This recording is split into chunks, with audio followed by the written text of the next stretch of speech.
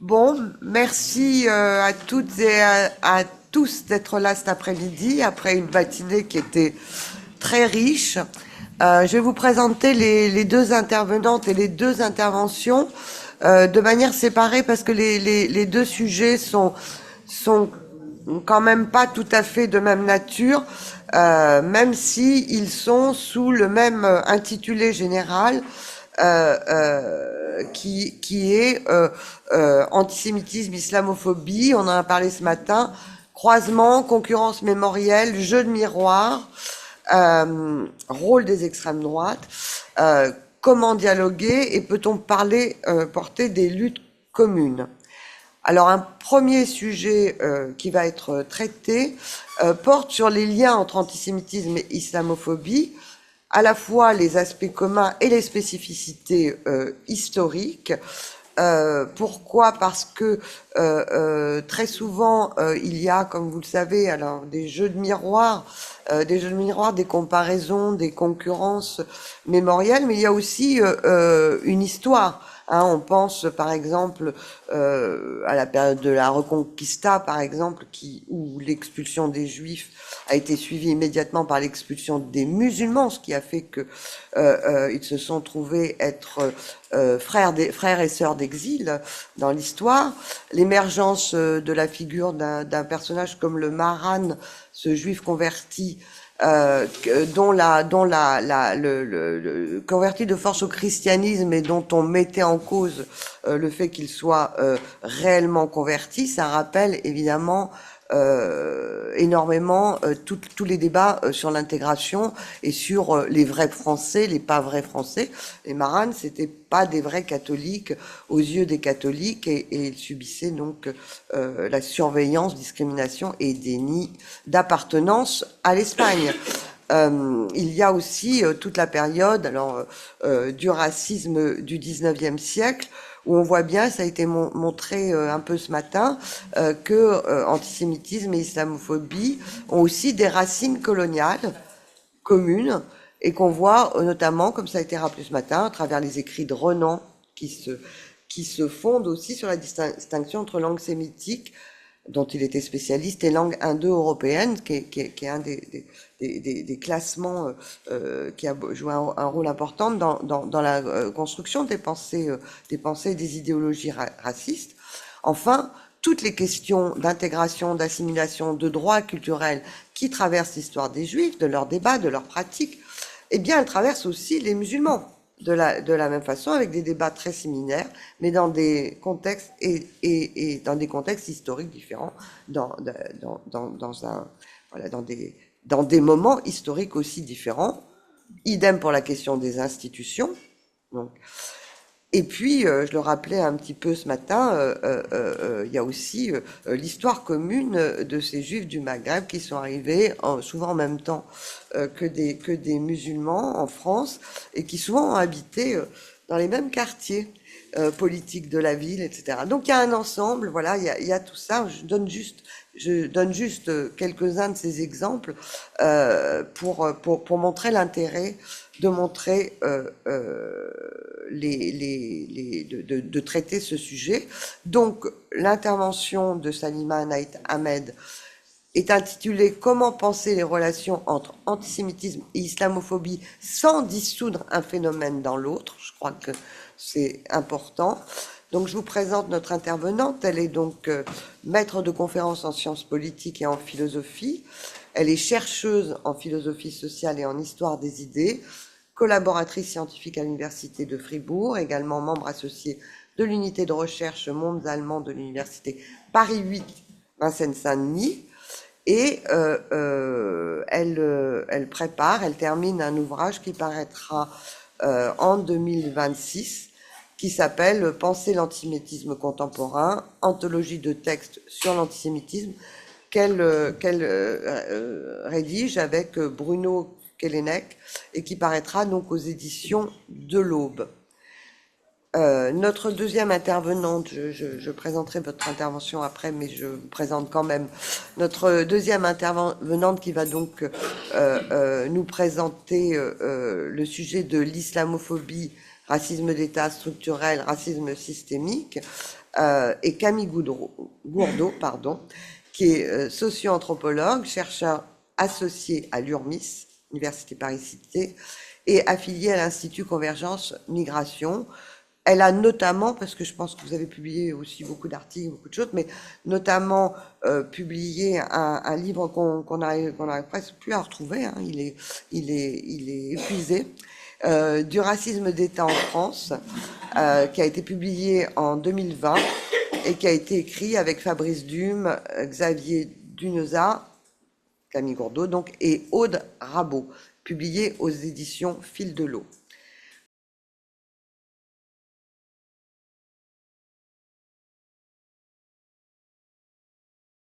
On va passer maintenant à notre deuxième sujet, sans transition, et ensuite la discussion portera sur les deux interventions. Donc la deuxième intervention porte sur islamophobie, racisme d'État, racisme structurel, racisme systémique, hein, ce sont des points d'interrogation. Et donc je rappelle simplement que nous, à la Ligue, ce sont des choses dont on débat beaucoup, hein. Est-ce qu'on parle de racisme d'État? Est-ce qu'on parle d'État raciste? Est-ce que quand on parle de racisme d'État, on dit qu'on est dans un pays type apartheid? Ou est-ce que il y a quelque chose de beaucoup plus complexe derrière tous ces qualificatifs, et que il faut qu'on essaye de fonctionner sans avoir un modèle complètement fermé de ce qu'on appellerait un racisme d'État, ou de ce qu'on rejetterait comme l'idée d'un racisme d'État, parce qu'en fait c'est un peu la question principale, même s'il y a toutes ces notions autres de racisme systémique et de racisme structurel, mais qui sont autres, mais qui quand même s'articulent les unes aux autres. Donc voilà, donc merci Camille de nous aider en fait à penser ces questions en essayant de dépasser les usages polémiques, et en essayant de mieux comprendre le travail qui est fait actuellement par les chercheurs sur des conceptions fines de ces différentes définitions. Merci beaucoup.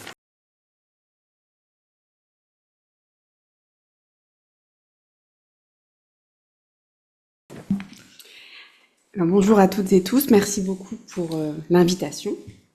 Donc moi je vais surtout vous parler, en tout cas principalement, du racisme institutionnel et du racisme d'État.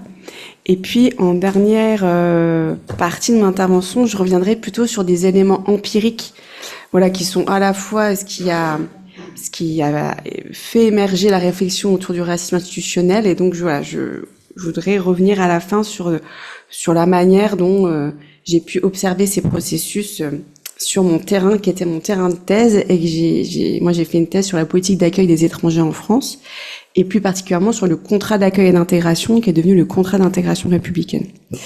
Mais avant ça, je voulais d'abord commencer en disant que la qualification du racisme, elle constitue un enjeu de lutte. Et alors, les associations, mais également les chercheurs, en fait, s'inscrivent dans des luttes de définition de ce qu'est le racisme en France. Et donc, ce que je veux dire par là, c'est que il est pas. Moi, je vais vous donner des résultats de ce qu'on a proposé avec mes collègues, mais qu'évidemment tout ça est soumis à la discussion et s'inscrit en fait dans des enjeux. Et donc, il y a des oppositions, de manière un peu schématique, qui traversent et relient le champ militant antiraciste et le champ académique, entre d'un côté un racisme institutionnalisé, officiel, qui s'adosse à une conception morale et individuelle du racisme, et qui lutte contre le racisme en privilégiant l'incrimination des idéologies, la judiciarisation et la pénalisation des discours et des actes racistes, le racisme étant pensé comme relevant de la responsabilité individuelle de leurs auteurs et en aucun cas des pouvoirs publics. Donc on aurait d'un côté cette conception du racisme, et de l'autre un antiracisme politique et critique qui interroge la dimension structurelle et institutionnelle du racisme et qui le définit en tant que système d'oppression articulé à d'autres systèmes d'oppression, en particulier le capitalisme, le colonialisme et le sexisme, et qui cherche à combattre le racisme en prenant au sérieux les témoignages des personnes racisées et les conséquences concrètes que le racisme a sur leur existence. Voilà, c'est un peu schématique et puis je vais y revenir, mais en tout cas c'est un peu ces enjeux-là qui divisent et qui opposent au moins depuis le début des années 2000 et ce que évoquait Vincent Gay ce matin autour de nouvelles générations antiracistes, c'est voilà, au début des années 2000 et jusqu'à présent, comment s'articulent et s'est reconfiguré ces enjeux de définition. Donc sur la question du racisme institutionnel, en fait, je vous ai amené nos productions. On a coordonné un dossier avec Xavier Dunza. Je peux le faire passer si vous voulez dans la revue Migration Société qui pose la question du racisme institutionnel en France et qui rassemble plusieurs contributions de collègues. Je le fais passer. Et donc ce terme-là, il émerge en 1967 dans le contexte du mouvement états-unien pour les droits civiques et du tiers-mondisme. Ce sont deux militants noirs, Stokely Carmichael, qui est un activiste, et Charles Hamilton, qui est un professeur de sciences politiques, qui proposent dans Black Power, The Politics of Liberation, le concept de racisme institutionnel. Donc selon Stokely Carmichael et Charles Hamilton, le racisme institutionnel est un racisme voilé qui plonge ses racines dans le colonialisme et l'esclavagisme, tout en étant indissociable de l'historicité de classe de la société états-unienne. Donc ce concept, il constitue une inflexion décisive dans la conceptualisation du racisme, car il permet de mettre en évidence une forme de racisme caché qui continue de structurer l'ordre social en dépit d'un contexte où l'égalité formelle est consacrée. Il a une visée politique précise, c'est de montrer que l'inégalité structurelle des Noirs états-uniens n'est pas seulement la conséquence des préjugés ou des intentions discriminatoires de la population blanche, mais le produit d'un ensemble de dispositifs qui défavorisent systématiquement les Noirs.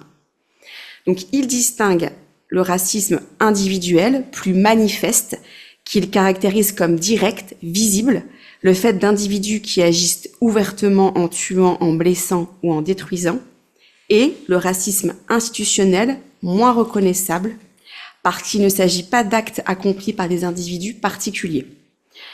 Il relève d'actes collectifs, il est indirect, moins franc, infiniment plus subtil. Donc là, ce sont les mots qu'ils emploient.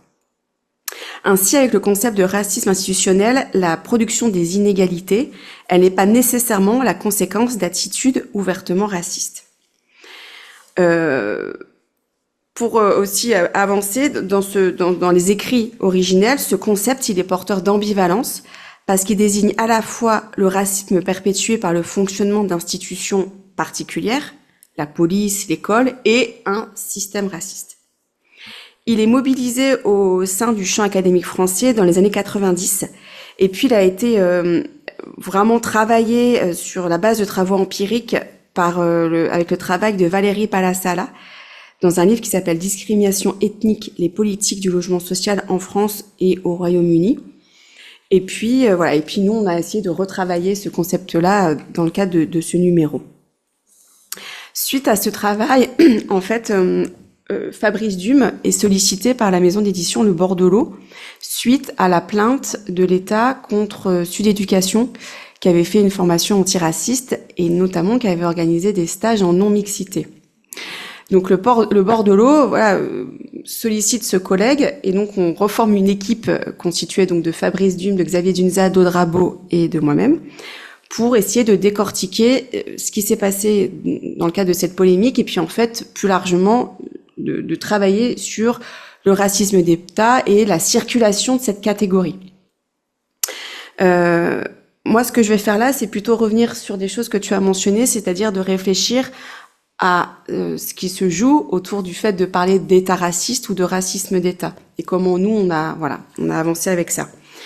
Donc il y a des controverses, des discussions sur le juste usage de la notion de racisme d'État qui sont structurées par la question notamment de la norme juridique. Donc il y a deux arguments qui s'entremêlent.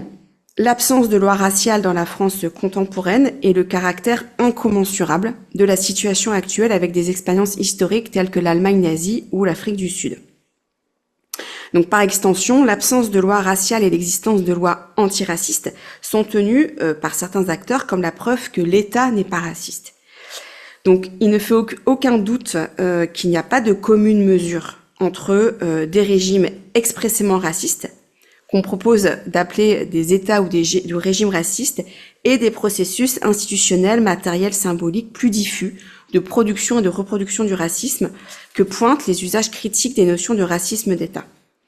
En tout cas, le débat, il est vraiment obstrué par cette entrée, ce tropisme juridico-historique. Donc, je vais un peu développer ça. Donc, il est courant quand on parle de racisme d'État, de se référer à des périodes historiques passées, principalement le nazisme et l'apartheid en Afrique du Sud. En revanche, il y a d'autres moments qui divisent. C'est le cas du fait colonial, ou qui sont passés sous silence. Il en va ainsi de la ségrégation aux États-Unis, du régime de Vichy ou la traite négrière. Donc, pour la plupart des commentateurs, la France ne serait pas concernée par le racisme d'État, qui appartiendrait à d'autres temps et d'autres lieux. De ces définitions quasi officielles, ça impose l'idée d'une coupure historique. Donc, on infère que le contexte n'est pas le même et que les situations ne sont pas comparables. Et donc, je le redis, on s'est dit, ok, en fait, effectivement, ces régimes historiques sont sans commune mesure. En fait, effectivement, on ne peut pas comparer. Enfin, on ne peut pas comparer la situation actuelle avec l'apartheid. Mais certaines dynamiques institutionnelles méritent, de notre point de vue, d'être réinterrogées au prisme du racisme d'État. Et donc, on a repris cette distinction qui est faite par des collègues historiens, notamment entre État raciste et racisme d'État. Donc, ce qui est... donc, on est allé voir, c'est quoi le point commun? On a essayé d'aller chercher un peu ce qui caractérisait ces expériences historiques. Ce qui est commun, c'est la mise en place de lois raciales. Et ça constitue un attribut fondamental des États racistes. Donc, l'une des caractéristiques principales des États, c'est leur usage du droit. Les discriminations racistes, elles acquièrent un caractère légal et les races sont inscrites dans la loi. Transcrites dans le droit, les pratiques, les discours racistes sont consolidés et acquièrent le statut d'ordre social légitime. Les pratiques de discrimination, de ségrégation, d'exploitation, d'oppression, de violence, d'humiliation reposent sur un fondement juridique. Donc ça, c'est un premier élément, la mise en place d'une législation raciste et la production juridique de catégories raciales qui constituent une condition majeure pour qualifier les États racistes. Il y a d'autres éléments qui sont apparus, la privation de droits civiques, l'exercice de violences physiques, l'exploitation économique, la défense de la pureté de la race et une politique scolaire formellement inégale.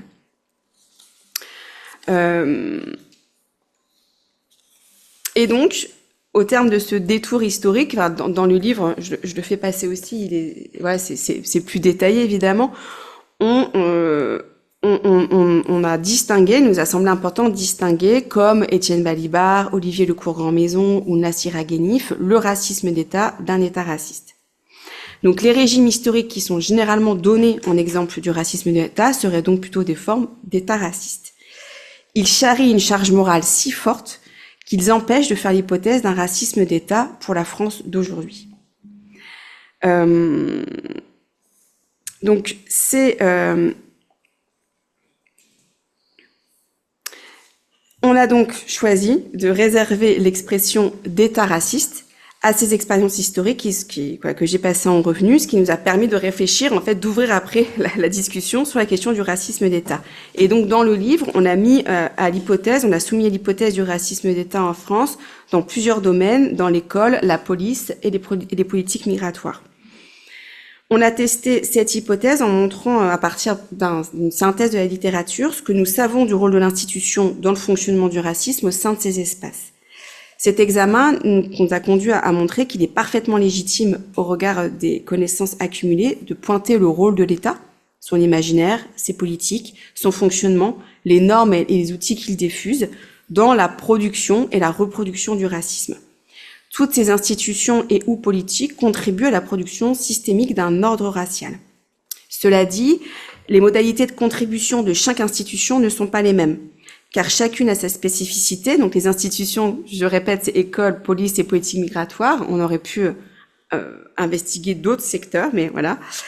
Donc les modalités de contribution de chaque institution ne sont pas les mêmes. Chacune a ses spécificités qu'il faut prendre en compte. elles ne poursuivent pas les mêmes programmes institutionnels, elles peuvent avoir des dynamiques et des histoires différentes, et les conditions internes de travail et la structuration des collectifs de travail diffèrent. Mais chacun à sa façon, ces différents espaces institutionnels contribuent puissamment à produire du nous versus des eux, et donc à instaurer et entretenir des frontières matérielles et symboliques internes à la société française, qui sont de fait presque toujours articulées à un ordre racial des statuts et des places. On peut discuter pour voir si c'est plus subtil dans le cadre scolaire que dans le rapport de la police avec la population, ou dans la construction juridico-administrative des statuts d'étrangers et immigrés ou de migrants. Mais en tout cas, il est notable qu'aucun de ces domaines n'échappe à la responsabilité de produire du racisme. Il reste qu'en fait, on n'était pas tous d'accord entre les auteurs, et donc on n'a pas tranché sur la question conceptuelle. Autrement dit, on n'a pas pris d'option pour savoir s'il s'agirait plutôt de racisme d'État, de racisme institutionnel. Enfin voilà, on a laissé ouvert. Peut-être je reviendrai si besoin sur. Je pense qu'en termes de définition, on est pas mal. J'avais pas fait démarrer mon chrono, donc voilà. Je ne sais pas où j'en suis. Ok, donc voilà. Ouais, c'est ça. J'avais mis j'étais censée mettre un chrono. Non, la montre est en face. Donc je parler 15 minutes. Ok. Encore 15 minutes. Ouais, moi je pense que je vais terminer. Bon, on va voir. Et en tout cas, peut-être en termes de définition, on s'arrête là. On y reviendra. Voilà, sur la question du racisme structurel, éventuellement j'y reviendrai, mais je pense que... Ok, alors je dis... En fait, ok, bah, je l'ai écrit, donc je peux le lire. Le racisme structurel, c'est plutôt lié à la conception du racisme comme un rapport social. Et donc un rapport social à l'instar du sexisme ou voilà, du rapport de classe. Et donc qui ne se résume pas à un ensemble de préjugés ou à une idéologie, mais à un mode d'organisation qui repose sur un ensemble d'inégalités structurelles. Donc ça renvoie à des rapports de pouvoir, à des rapports de domination. Et ce qui est important, et c'est que la question de l'intentionnalité n'est pas centrale. L'intentionnalité individuelle, c'est voilà. Et donc ça a des impacts dans l'accès au logement, à l'éducation ou au travail, où par exemple des minorités ethno-raciales sont concentrées dans certains secteurs et certains métiers. Voilà, et sur la question du racisme comme rapport social, du coup qui est plutôt moi l'analyse et la sociologie dans laquelle je m'inscris, on a beaucoup de discussions sur empiriquement comment on arrive à capter en même temps des différents types de rapports sociaux. C'est que de manière empirique, c'est pas facile toujours de distinguer ce qui joue en termes de rapport social, de race, de classe, de sexe, et du coup, empiriquement, des fois, les choses, vous voyez, c'est la question de l'intersectionnalité, c'est que les choses se recouvrent, s'imbriquent, et que voilà, que c'est pas forcément évident à capter de manière propre, quoi, ces dynamiques-là. En tout cas, il y a beaucoup de travaux. En fait, c'est peut-être quelque chose que je peux ajouter, c'est que c'est un domaine de recherche qui est actif et qui produit. Et donc, il y a des travaux voilà, scientifiques sur ces enjeux-là. Et je tiens à le préciser aussi parce que sur les questions de racisme, alors c'est pas à vous que je dis ça, mais vu les 2 journées que vous organisez, mais souvent, en fait, on a des opinions en tant que citoyen ou en tant que militant. Et du coup, moi, je trouve ça important, en tout cas, de rappeler que des chercheurs, en fait, voilà, font des recherches sur ces enjeux-là, et que c'est pas pour dire que c'est pas pour invalider des opinions, mais en tout cas pour dire que voilà, des fois, c'est bien de renvoyer à des travaux de recherche qui existent. Voilà. Et le racisme systémique, j'ai pas pris parce que parce que je pense que c'est un peu, je saurais pas vraiment distinguer entre structurel et systémique. Non, faudrait demander à Fabrice Dume. Précisément, peut-être que lui, il aurait. Bah ouais. Pour terminer, je voulais juste peut-être repartir d'éléments plus empiriques, parce que en fait, moi, je suis anthropologue, je fais du travail de terrain, en fait. Voilà, et donc je mène des recherches en allant faire d'observations de participants, des entretiens, et du coup, je voulais quand même repartir un peu de ce qui m'a amené en fait à après plutôt travailler d'un point de vue plus théorique sur ces enjeux-là. Donc je vous ai dit, moi j'ai fait un travail de thèse sur la politique d'accueil et d'intégration, et donc je suis allée faire des observations à l'OFII, l'Office français d'immigration et d'intégration, dans les directions territoriales, principalement en Île-de-France, mais pas que. Et donc dans le cadre du contrat, alors moi ma thèse elle est un peu ancienne, donc j'ai fait de l'observation entre 2010 et 2013, donc j'ai pas observé les dernières transformations et c'est encore en train de bouger là. Mais je suis pas sûre que les choses sur ce que je vais vous dire, je suis pas sûre que les choses aient fondamentalement changé. À l'époque, il y avait une formation civique qui durait toute la journée, une formation qui s'appelait une formation, j'ai pas le nom là, qui était une formation plutôt autour du travail et de l'école, l'inscription à l'école, qui était vraiment pour les gens qui venaient vraiment d'arriver, parce que plein de gens qui signaient le contrat étaient là depuis 10 ans ou 5 ans, et en fait étaient régularisés, donc accéder à un titre de séjour, mais donc étaient là depuis très longtemps. Et il y avait une formation qui était vraiment destinée aux primo-arrivants qui venaient d'arriver.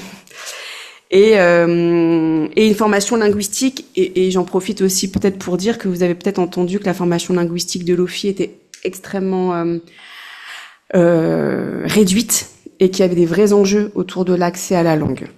Voilà, peut-être ça on pourra en reparler, mais c'est important là ce qui se passe autour de la formation linguistique. Le niveau, les heures de cours ont été descendues, il y a les appels d'offres de l'OFII ont été changés et les exigences de niveau sont montées et maintenant les gens peuvent apprendre le français par des plateformes. Génial, ouais, vraiment. C'est une casse. Ah ouais. Si. Bah c'est très bien parce que je pense que c'est un enjeu. Je crois qu'on va faire un communiqué là, non? Je crois que c'est lundi, je sais plus.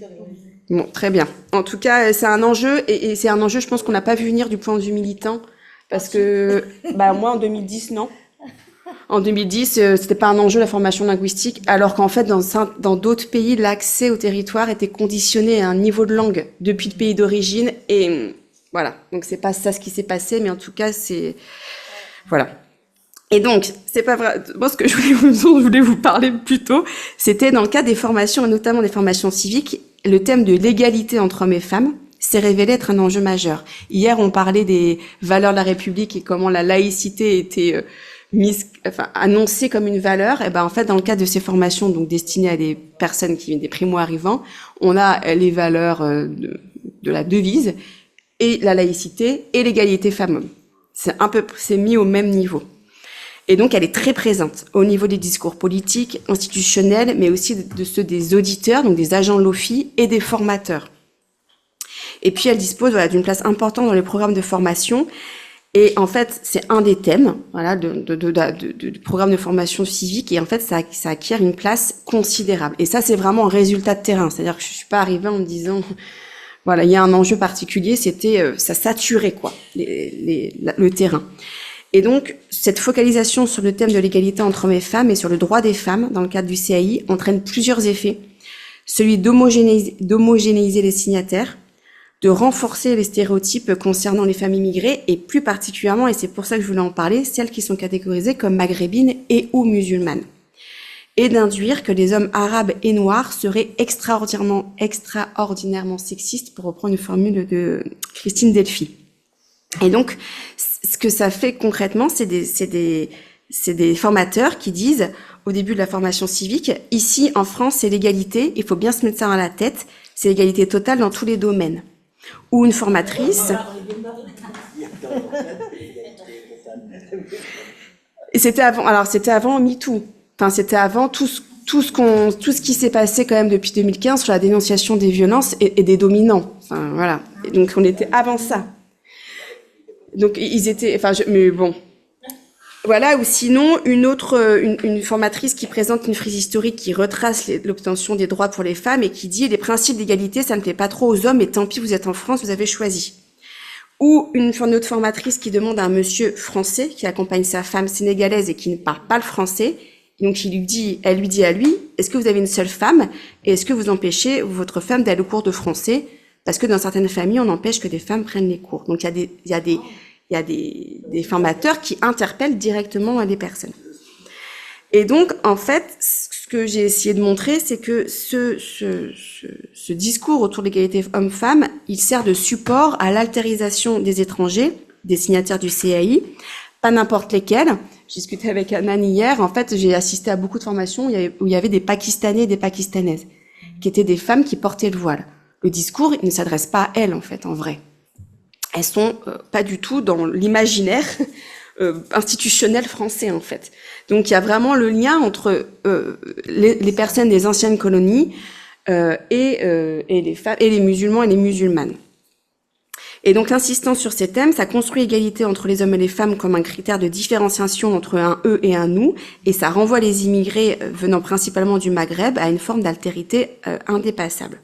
Et donc, on peut parler d'une instrumentalisation raciste de l'égalité entre hommes et femmes, dans le sens où ce sont uniquement les comportements sexistes de ces hommes qui sont dénoncés, et le sexisme ordinaire et structurel de la société française est passé sous silence. Et par ailleurs, un autre élément, c'est que l'égalité entre hommes et femmes est considérée comme une norme française. Un peu comme hier on parlait de la laïcité qui devient une espèce de norme, et ben en fait on a un peu le même système là. Et donc, à contrario, la culture musulmane ou arabe se caractériserait par sa nature immuablement sexiste. C'est cette logique que Christelle Hamel appelle la racialisation du sexisme. Cette culture à laquelle sont renvoyés les étrangers, et notamment ceux originaires des pays du Maghreb et d'Afrique subsaharienne, est souvent mobilisée pour expliquer leur comportement, ce qui n'est pas le cas pour les majoritaires, qui sont considérés comme affranchis de toute culture. Ça, je trouve ça intéressant parce qu'on retrouve ça très souvent. Il y a un article de Letty Volpe qui montre que dans le cas du droit aux États-Unis, les juges et les avocats, relayés par les médias, expliquent le mariage d'adolescentes avec des hommes plus âgés par des dysfonctionnements individuels, quand il s'agit de personnes blanches. Tandis que dans le cas de personnes non blanches, c'est la culture qui devient le facteur explicatif de leur mauvaise conduite. Et donc le comportement des personnes blanches n'est jamais appréhendé comme le produit d'une identité de groupe, et n'est pas utilisé pour définir la culture blanche, alors que les personnes racisées seraient gouvernées par leur culture. Et donc, cette présentation de l'égalité entre hommes et femmes comme une valeur fondamentale de la République donne une image de la France exemplaire quant aux droits des femmes et à l'égalité entre les sexes. Donc, effectivement, j'aimerais bien voir maintenant si c'est encore autant d'actualité depuis 10 ans quand même, mais bon. Et en plus, ça repose sur une espèce d'idéalisation de la société française. Et donc, ça renforce l'idée qu'il y aurait un monopole de l'égalité homme-femme du côté français, européen et occidental, ce que Abdelali Hajat décrit comme la racialisation de l'égalitarisme. Et puis, évidemment, voilà, je le redis, mais ça invisibilise le sexisme de la société dominante. Et donc, j'en termine là, il me semble que cette altérisation du sexisme, donc le fait d'utiliser l'égalité entre hommes et femmes comme un critère de différenciation entre nous, qui serait exemplaire en matière d'égalité entre hommes et femmes, et un eux, plus souvent maghrébins ou d'origine d'Afrique subsaharienne, et musulmans, ça constitue un élément central du racisme contemporain. Voilà.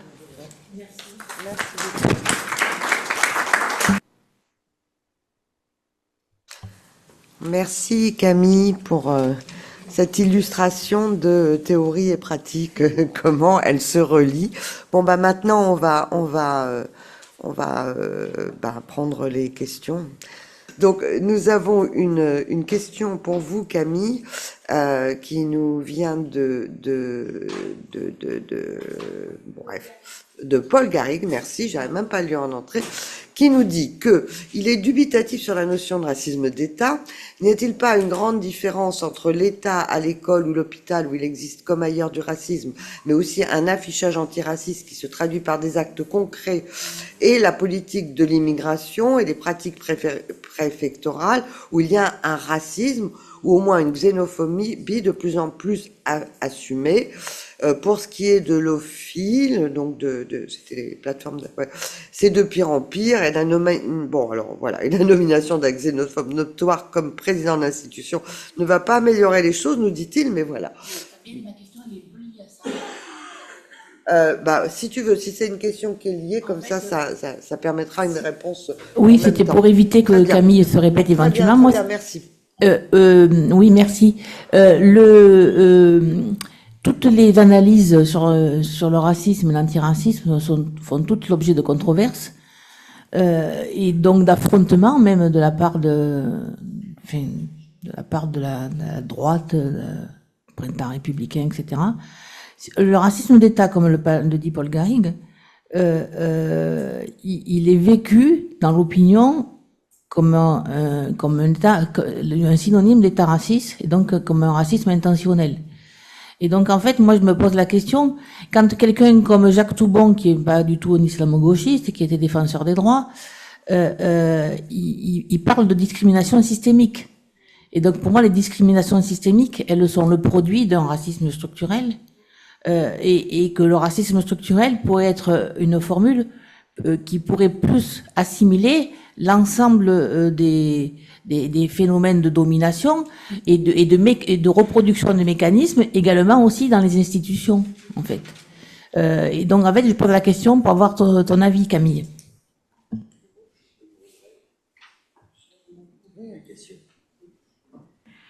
Oui, un des arguments aussi, donc l'argument principal, c'est du coup sur l'état raciste, l'argument en défaveur de l'usage de la notion, de la catégorie, quoi. C'est plutôt ce que j'ai longuement développé, donc sur le référent historique, voilà.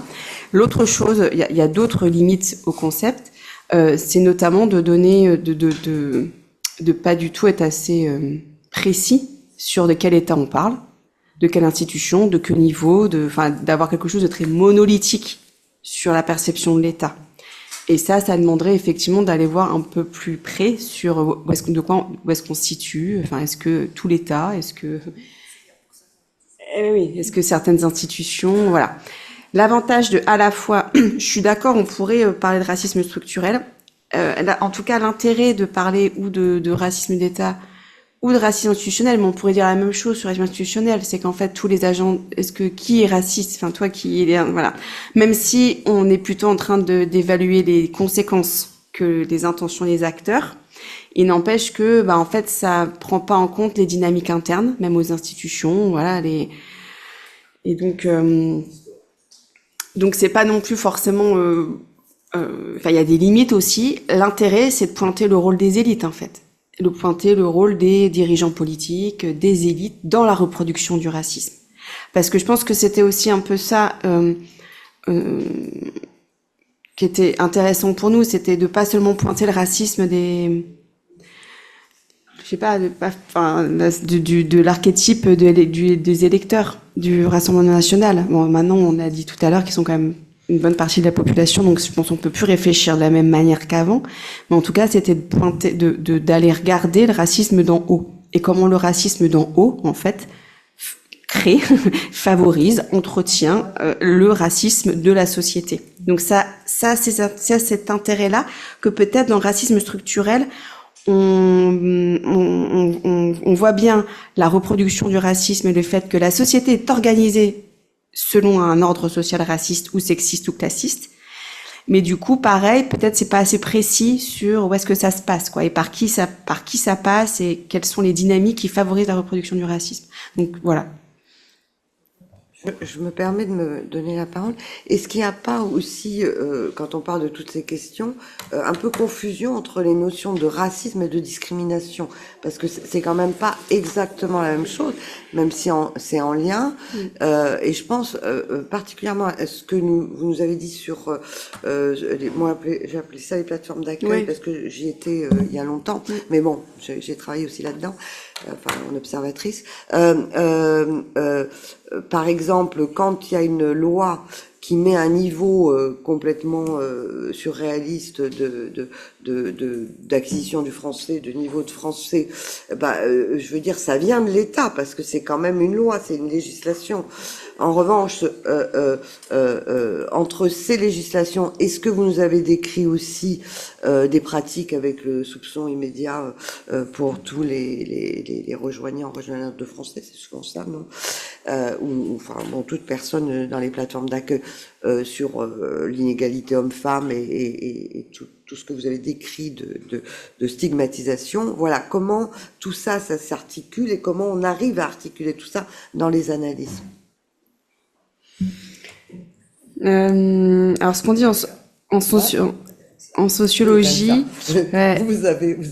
C'est une analyse, enfin une manière de le voir, c'est de dire que le racisme, c'est la discrimination en acte. donc de pas forcément faire quelque chose d'étanche entre le racisme et la discrimination. Et l'autre élément dans les collègues qui travaillent en sociologie, en fait, sur les questions de discrimination, ce qu'ils disent aussi, c'est que la discrimination est aussi a été beaucoup captée par le droit. Et qu'en fait, c'est un concept juridique qui fonctionne, voilà, à travers le droit, et qu'en sociologie, peut-être qu'en fait, on va l'utiliser comme du racisme en acte. Non, bonjour Salima. Bonjour. On s'est pas vu depuis longtemps, mais je suis tout à fait d'accord avec ce qu'elle vient de dire, en fait, parce qu'on le voit, par exemple, si on regarde, j'en ai déjà parlé hier, mais si on regarde le programme, non, j'en ai pas parlé hier, j'en ai parlé ailleurs, mais du programme d'ILCRA, il y a une vraie attention, et même dans dans la lutte contre les discriminations, notamment dans l'enseignement supérieur, il y a un souci qui est encore pas totalement partagé, établi dans toutes les universités, mais sur racisme et antisémitisme, avec des référents de lutte contre le racisme et l'antisémitisme. L'islamophobie, on passe en dessous. Et quand on regarde sur l'aspect définitionnel, avec tout ce que tu as présenté, notamment sur le fait qu'il y a encore une dispute sur le terme islamophobie, j'ai bien entendu ce que tu as dit sur la question du racisme anti-musulman, mais on voit bien que cette question, sur la question de l'antisémitisme, on a dépassé cette querelle sémantique, et tant mieux, et que ce que tu précises là sur les années 2000 a permis, en fait, on est là-dedans aujourd'hui en France, et je sais que on va parler de l'enquête de la Grande Mosquée de Paris et menée par l'IFOP, mais c'est la première fois qu'on a des chiffres comme ça, et il y a des conclusions qui vont être présentées tout à l'heure, dans lesquelles, très clairement, il y a un rôle de l'État à collaborer avec des représentants musulmans pour, en fait, exactement ce que tu dis, ce qui s'est passé, donc il y a 25 ans pour l'antisémitisme. Et donc c'est plutôt, en fait, en termes de modèle, et comme ça a été fait ailleurs, par exemple, sur les procès, je suis en ce moment sur les procès sur la critique de la religion ou les discours de haine, donc sur la frontière. On voit bien comment, par exemple, des organisations musulmanes ont emprunté des chemins qui étaient ceux des catholiques pour contester, par exemple, des films comme La mort du Christ ou de Scorsese ou d'autres, ou des œuvres.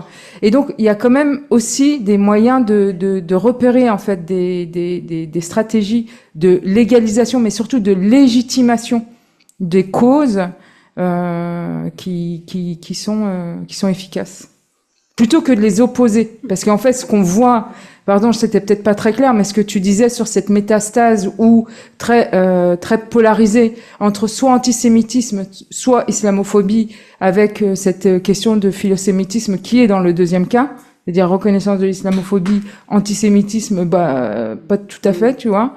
Et je pense que c'est plutôt sortir de cette binarité et de voir dans les luttes d'émancipation et d'égalité ce qui a été fait, ce qui a marché pour pouvoir l'appliquer à l'islamophobie. Oui, merci. Je voudrais d'abord remercier nos deux intervenants.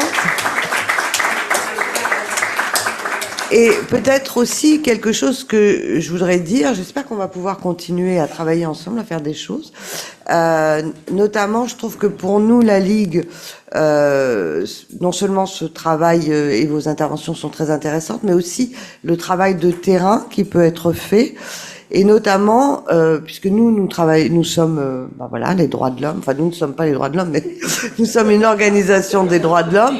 Mais par contre, c'est vrai que tout le travail de terrain, justement sur les institutions, tout le travail aussi sur le débat académique et tout ça, ça nous nourrit énormément. Et donc, j'espère que c'est pas one shot et qu'on aura bientôt l'occasion de refaire quelque chose ensemble. Merci beaucoup. Au revoir.